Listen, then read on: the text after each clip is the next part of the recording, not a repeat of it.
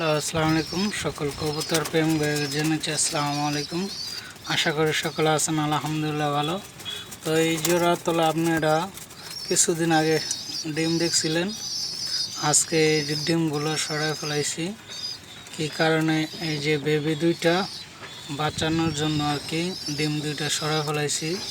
তো আপনাদের মাঝে নতুন করে নিয়ে আসলাম নতুন একটা ভিডিও। আর আমার এখানে অনেক থোরের কবুতর, যে এই পাশে থোর ছিল, ওটি সরাই ফেলাইছি, থোর ভেঙে দিতেছি আস্তে আস্তে।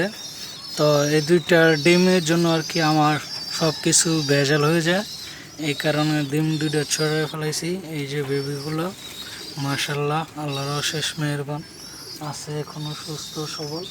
আপনারা যে যেখান থেকে দেখতেছেন তাই বা ইউটিউব এমনকি চ্যানেলটা সবাই সাবস্ক্রাইব করবেন, এই যে আর দোয়া করবেন অবশ্যই যেন আমার এই বেবিগুলো যেন আমি সুন্দর মতন বাহির করতে পারি আর বিশেষ করে উড়াইতে পারি, সেই দোয়াটা সকলে করবেন।